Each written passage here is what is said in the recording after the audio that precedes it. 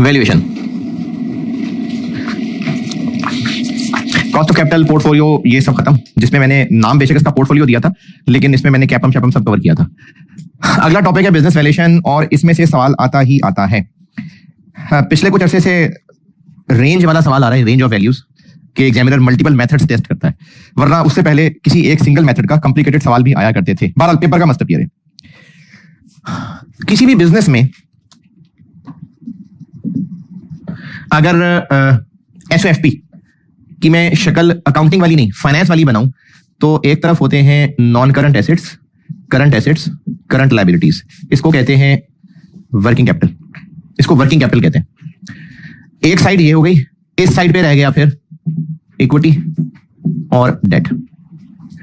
Accounting वाली तो current liabilities इधर होंगी ना, लेकिन मैं फाइनेंस वाली बैलेंस शीट बता रहा हूं कि एक बिजनेस में जो एसेट्स हैं, और एसेट्स नॉन करंट भी और वर्किंग कैपिटल भी, these assets are financed by equity और डेट। तो अगर हम बात कर रहे होंगे पूरे बिजनेस की वर्थ की, तो वो इनकी वर्थ है, और अगर हम बात कर रहे होंगे सिर्फ डेट की वैल्यू की या सिर्फ इक्विटी की वैल्यू की, तो किसी सवाल में हम पूरा बिजनेस वैल्यू कर रहे होंगे, किसी सवाल में हम सिर्फ इक्विटी वैल्यू कर रहे होंगे, किसी सवाल में सिर्फ डेट की वैल्यू कर रहे होंगे। तो तीन एंगल आ गए, किसी बिजनेस की इक्विटी की वैल्यू करना, वैल्यू निकालना, उसके डेट की वैल्यू निकालना, या दोनों की कंबाइंड मतलब एसेट्स की वैल्यू निकालना। ये बिजनेस की वैल्यूएशन है। इस बिजनेस की वैल्यूएशन करने के लिए मैं इस चैप्टर को ना दो टुकड़ों में बांट रहा हूं फॉर बेटर अंडरस्टैंडिंग। मैं इस चैप्टर को बांट रहा हूं दो हिस्सों में।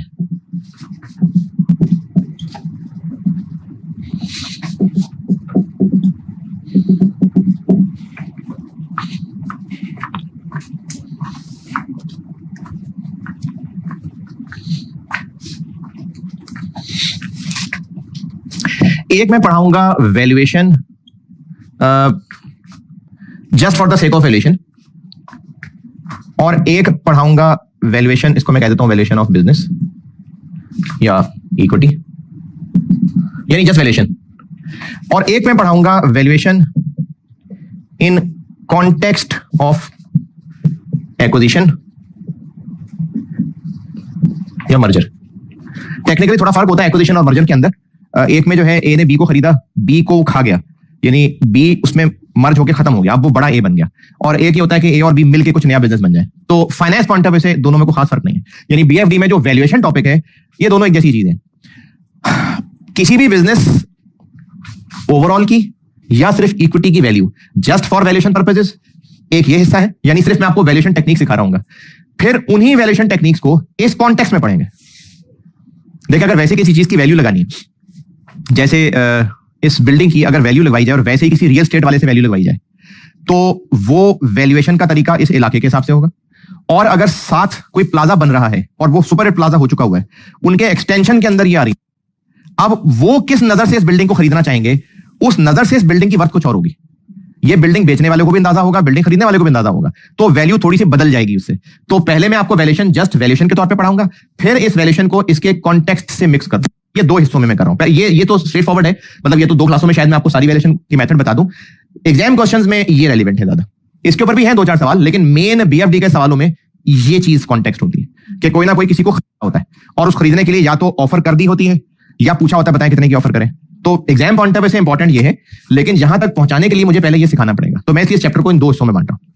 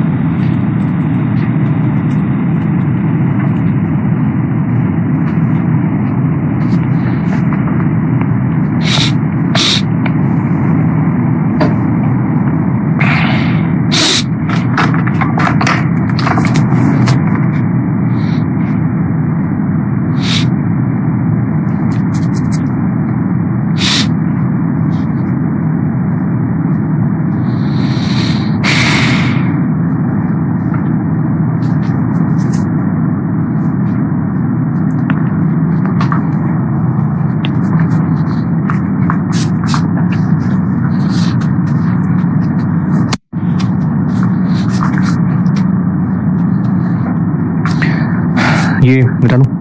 पहले करते हैं सादी वैल्यूएशन। सादी वैल्यूएशन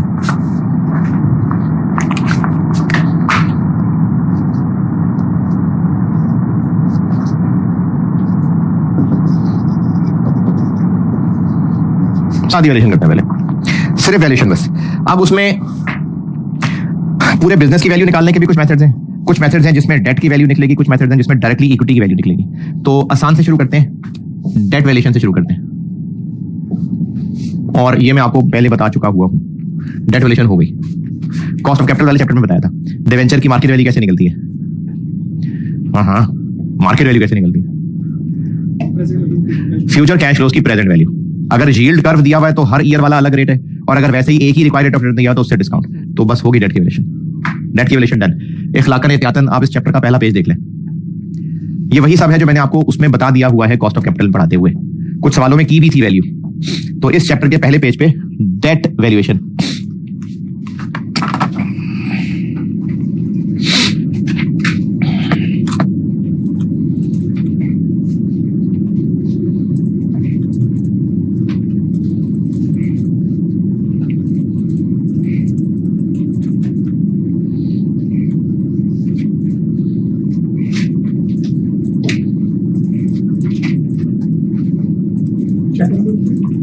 चैप्टर नंबर मैंने रखा हुआ है इसको 6।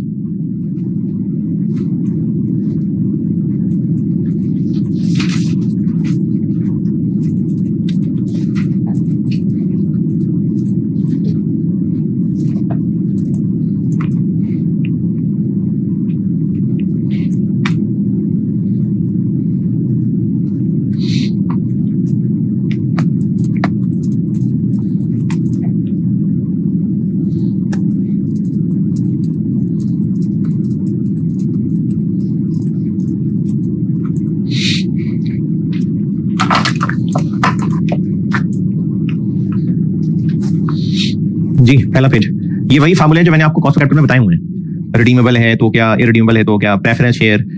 कॉन्सेप्ट क्या है, फ्यूचर कैश फ्लोज की present value. Debt valuation done. Equity valuation पे आते हैं।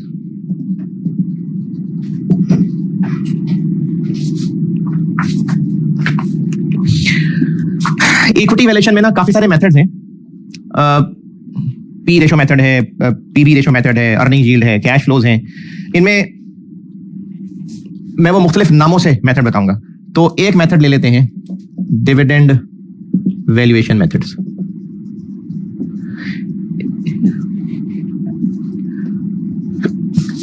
अच्छा, अगर एक लिस्टेड कंपनी है तो उसकी शेयर की मार्केट प्राइस भी तो होगी ना, लेकिन वो जरूरी नहीं है कि उसकी वर्थ हो। प्राइस और वैल्यू में फर्क होता है। प्राइस तो मार्केट डिमांड सप्लाई है। हो सकता है मार्केट अभी इस वक्त डाउन हो और शेयर अपनी हैसियत से कम का बिक रहा हो सकता है अफवाहों की वजह से मार्केट आर्टिफिशियली अप हो, शेयर अपनी औकात से महंगा बिक रहा हो। तो मार्केट प्राइस जरूरी नहीं होता कि वर्थ शो करे। हम यहां पर वर्थ कैलकुलेट करना सीख रहे हैं। वैल्यू और प्राइस में फर्क होता है, तो हम वैल्यू निकालना सीख रहे हैं। अब वैल्यू निकालने के मुख्तलिफ तरीके हो सकते हैं, मुख्तलिफ अप्रोचेस हो सकती हैं। कुछ लोगों को लगेगा कि शेयर की वर्थ डिपेंड करती है कि वो डिविडेंड कितना देता है। कुछ लोगों को लगेगा कि शेयर की वर्थ डिपेंड करती है कि बिजनेस कितने प्रॉफिट्स कमाता है। कुछ लोगों का ख्याल होगा, कुछ एक्सपर्ट्स का, कि बिजनेस की वर्थ जाननी है तो डिपेंड करता है कि उसके एसेट्स की क्या वैल्यू है। किसी एक्सपर्ट को लगता होगा कि बिजनेस की वर्थ जाननी है तो ये देखना पड़ेगा कि वो कैश कितना कमाता है। तो मुख्तलिफ साइंसदानों की मुख्तलिफ अप्रोचेज हैं। एक अप्रोच है dividend valuation methods.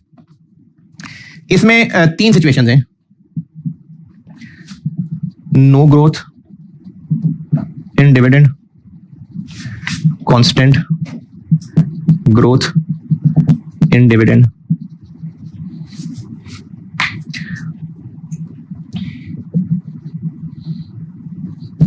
varying growth in dividend.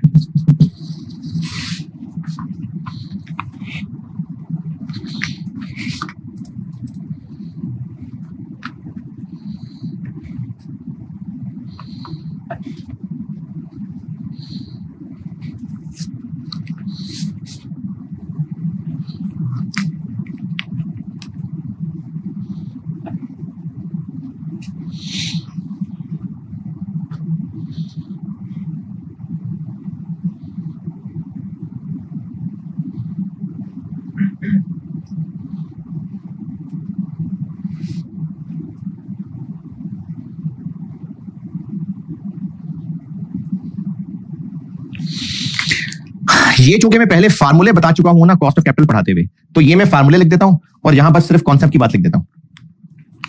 अगर डिविडेंड, अच्छा हम लोग किसी भी कंपनी के शेयर्स की वर्थ निकाल रहे हैं, मुख्तलिफ अप्रोचेज हैं। जिन बुजुर्गों का ख्याल है कि शेयर की वर्थ उसका डिविडेंड पेइंग कैपेसिटी बताएगा, उन बुजुर्गों की बात मानते हुए ये फार्मूले हैं। ये जो मुख्तलिफ बुजुर्गों के फार्मूले हैं, ये जस्ट गाइडेंस है। ये एनालिस्ट की मर्जी कि वो कौन से मेथड को लेना चाहता है, एग्जामिनर की मर्जी कि वो आपको कौन से मेथड का डाटा देके या कौन से मेथड का नाम लेके पूछता है आपसे, ये एग्जामिनर की मर्जी। तो अगर डिविडेंड हर साल कांस्टेंट पे होता है, नो ग्रोथ का मतलब है कांस्टेंट रहता है, तो कॉस्ट ऑफ कैपिटल पढ़ाते हुए मैंने पहले ये फार्मूला लिखा था, फिर रीअरेंज किया था। तो फार्मूला है हर साल इतना डिविडेंड मिलेगा, मतलब परपेचुटी, और परपेचुटी की डिस्काउंटिंग करनी है तो इसको डिवाइडेड बाय डिस्काउंट रेट, और हम इस वक्त शेयर्स की वैल्यू निकाल रहे हैं, तो डिस्काउंटेड एट शेयर होल्डर्स का रिक्वायर्ड रेट ऑफ रिटर्न वो निकलता है कैपम से, केई जो कैपम में निकालते थे, तो डिवाइडेड बाय केई, ये शेयर की मार्केट वैल्यू आ जाएगी।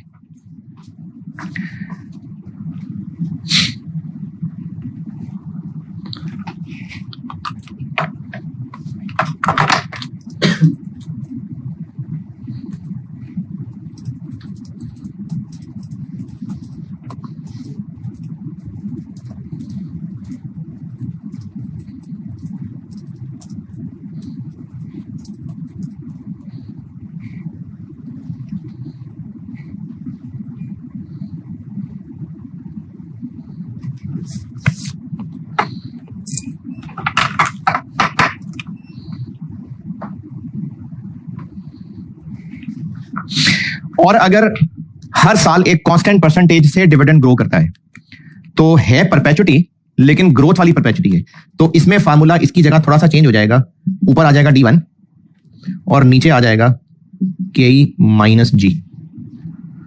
परपेचुटी ही है लेकिन ग्रोथ वाली परपेचुटी, ये मार्केट वैल्यू होगी। और इसमें चूंकि ग्रोथ रेट चेंज होता रहेगा, तो फिर हम इसमें फिर परपेचुटी वाला फार्मूला नहीं लगा रहे होंगे, तो इसमें मैं आपको सिर्फ फार्मूले की जगह कॉन्सेप्ट लिख देता हूं, PV of all future dividends discounted eight के। तो डिविडेंड वैल्यूएशन मेथड, ये तीन शक्लें हैं, या तो कांस्टेंट डिविडेंड होगा, या कांस्टेंट ग्रोथ होगी, या फिर वेरी करेगी ग्रोथ। तो मार्केट वैल्यू निकालने के ये तीन तरीके। लिखें सवाल।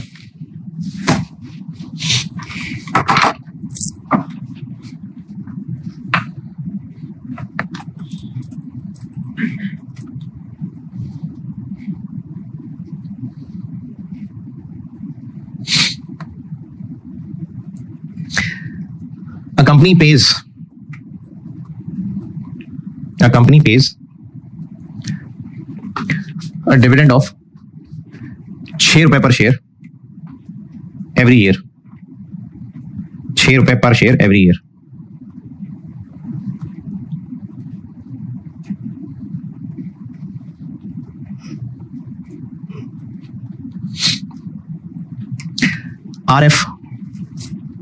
RF 5%, RM 11%, equity beta 1.25, current value of share बता दें, करंट वैल्यू ऑफ शेयर बता दें।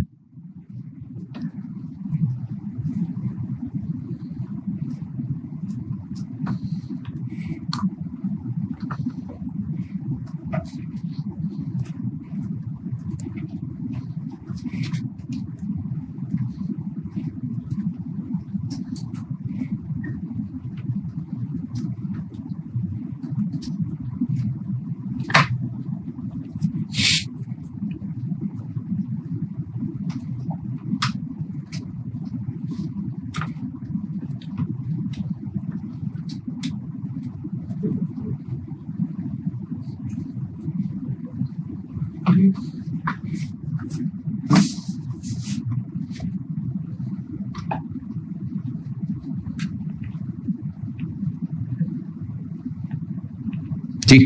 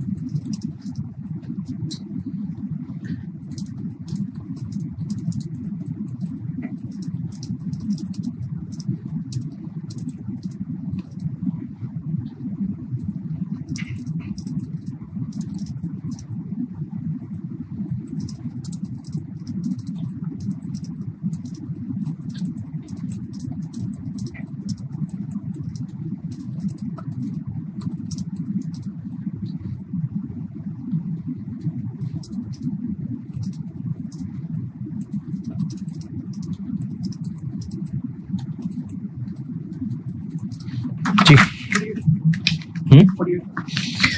के कितना आर एफ कितना 5% प्लस 1.25 11% 5% 12.5%। तो शेयर की वर्थ हो जाएगी एनुअल डिविडेंड 6 रुपए divided by 12.5% 48।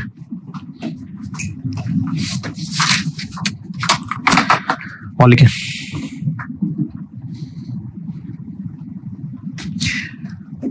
a dividend of rupees 8 रुपए rupees 8 has just been paid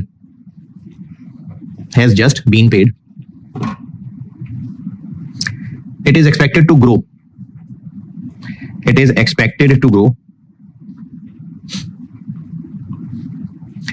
at 5% per year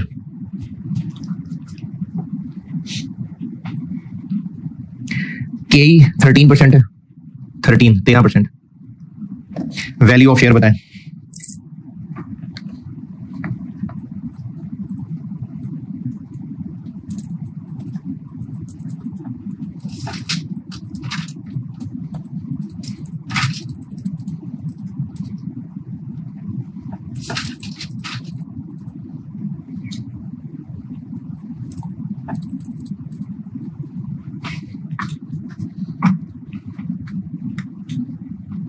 देखता हूं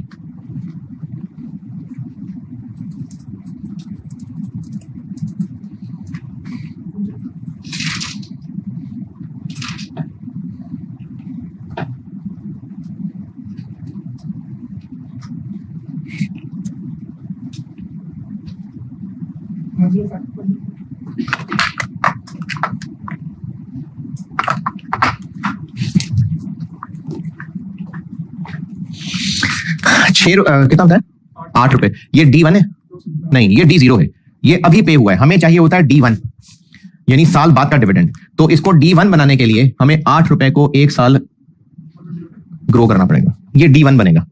अब D1 divided by KE minus G 10 और लिखें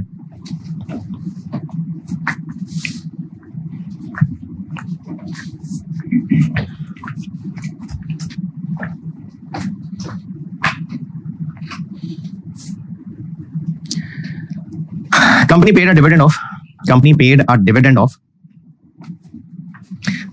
paid a dividend of 7 रुपए पर share last year 7 rupees per share last year।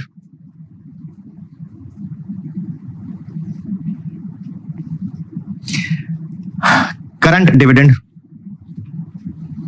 is due to be paid shortly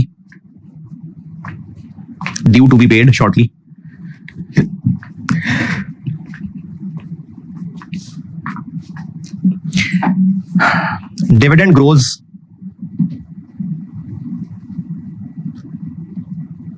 by 4% every year। Dividend grows by 4% every year। KE 14% है 14%। Current x dividend value बता दें, share की current x dividend value.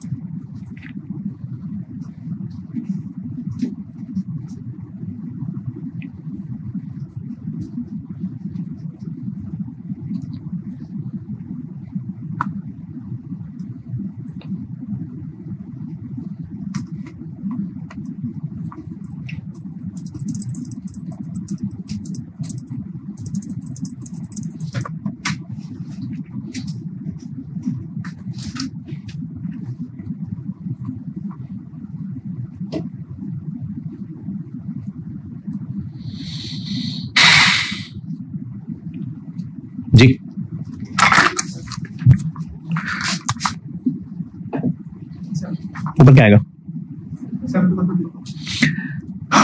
7 रुपए क्या बताया था मैंने?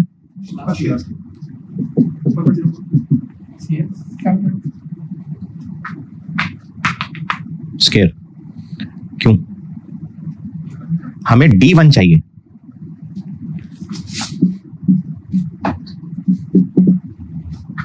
मैंने 7 रुपए ये बताया है। मैंने कहा करंट डिविडेंड अभी पे होने वाला है, पिछले साल 7 रुपए था, यानी 0 से भी 1 साल पीछे। यहां से D1 तक पहुंचना है तो उसको 2 साल बढ़ाना पड़ेगा। साल की वर्डिंग देखें, मैंने कहा लास्ट ईयर 7 रुपए था, करंट डिविडेंड अभी कुछ ही दिनों में पे होने वाला है, तो 7 रुपए D0 थोड़ी है, तो D0 से भी 1 साल पुराना है, और हमें चाहिए होता है D1 यानी अगले साल का डिविडेंड। तो पिछले साल के डिविडेंड से पहले 0 तक पहुंचेंगे, फिर 1 तक जाएंगे, तो इसलिए 2 दफा करना पड़ेगा, और डिवाइडेड बाय 14 माइनस 4 जी 75.7। अच्छा, इसको मैंने एक्स डिविडेंड इसलिए कहा कि शेयर की मार्केट वैल्यू है फ्यूचर डिविडेंड्स की पीवी, और जब हमने फार्मूले में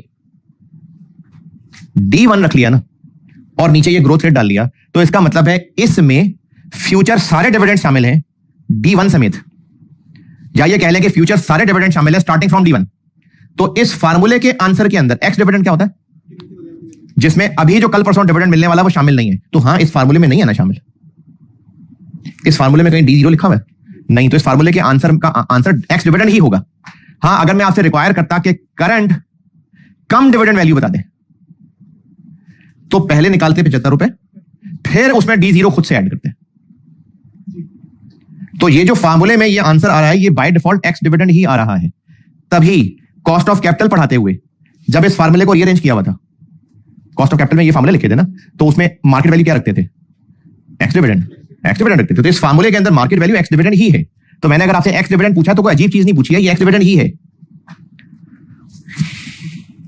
जी। 75। अगर इस पे कुछ 4 लाइनें लिखना चाहें तो लिखें इस बात पे कि इसको पावर 2 क्यों किया है।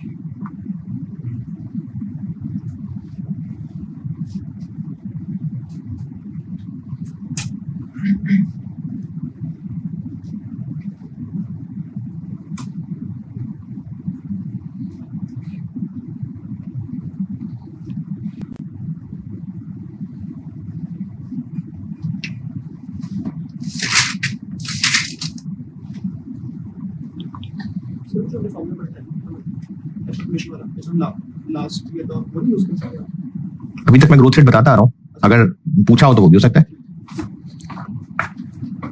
और लिखें सवाल।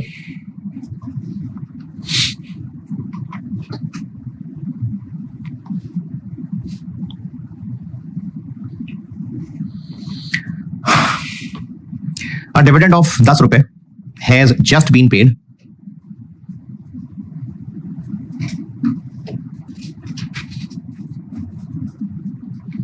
It is expected to grow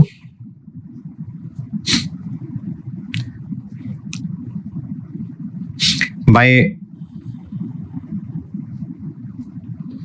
6% in year 1,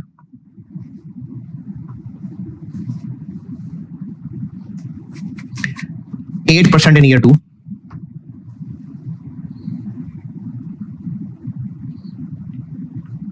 and 5% in year 3,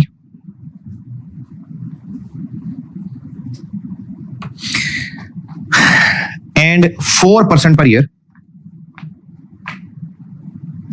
thereafter। यानी ईयर 4 में फिर 4%, फिर ईयर 5 में 4%, फिर ईयर 6 में 4%, फिर 7 में बढ़ता जाएगा, फिर परपेचुटी में 4% ग्रो करेगा। केई है 16%, 16%।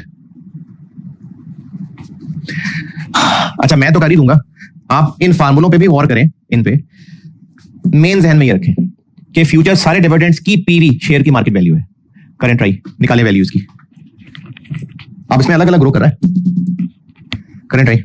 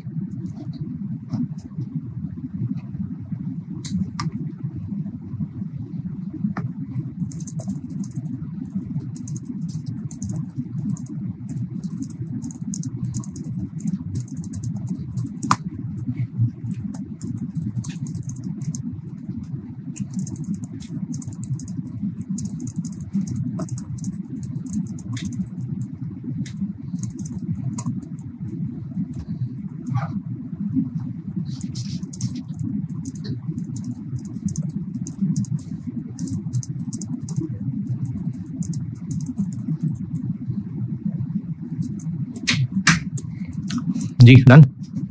कितना 57 है 92 हाँ जी 40 हाँ जी 105 हाँ भाई 65 है 68। D1 कितना अभी जस्ट पेड कितना है तो D0 है। D1 कितना इसको 6% ग्रो करना पड़ेगा 10.6। D2 कितना इसको 8% ग्रो करना पड़ेगा 4.5 8% बढ़ा के ठीक है। D3 क्या करें इसको 5% बढ़ा के 12.02 यहां तक बताएं तो है। ये D1 D2 D3 आ गया। हमें प्रेजेंट वैल्यू लेनी है सारे फ्यूचर डिविडेंड्स। अभी अगर हम इन तीनों की डिस्काउंटिंग कर लें तो कितने डिविडेंड कवर हो गए D1 D2 D3 बाकी रह गए D4 और D4 के बाद वाले।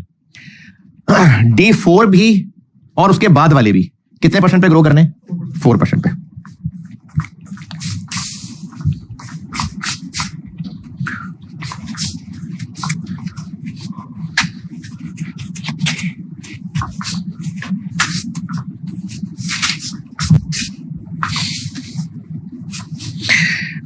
ये फार्मूले से कब की मार्केट वैल्यू निकल रही है करंट अभी की। बचपन में आपको जब डिस्काउंटिंग सिखा रहा था ना तब बताया था कि ये जो हम लोग है कि हम लोग जब एनविटी का फार्मूला या परपेचुइटी का फार्मूला लगाते हैं तो वो फार्मूला एक्चुअली प्रेजेंट वैल्यू का नहीं है, वो एक सीरीज को एक पॉइंट पीछे जमा कर देता है। और वो पॉइंट कहां होता है पहले कैश से एक स्टेप पीछे। इस फार्मूले में हमने पहला कैश फ्लो क्या लिखा हुआ है D1। इसलिए इस फार्मूले का आंसर अभी की मार्केट वैल्यू दे रहा है। ये प्रेजेंट वैल्यू है फ्यूचर डिविडेंड की। कौन कौन से डिविडेंड कवर है इसमें 1 समेत सारे। अगर मैं D4 रख दूं तो दो बातें। पहली बात इस फार्मूले का आंसर किस पॉइंट ऑफ टाइम की वैल्यू निकलेगा 3 की। और दूसरी बात इसमें कौन से डिविडेंड्स कवर्ड हैं D4 और उसके बाद वाले। तो अब हम ये वाला पोर्शन इसके लिए लगा लेंगे। यहां जब D4 रखेंगे तो इससे D4 बनाए। ये D3 है ना D4 कितना 12 अब ये D4 आ गया है। चूंकि ये D4 आ गया है तो इस फार्मूले का आंसर के कितना -4।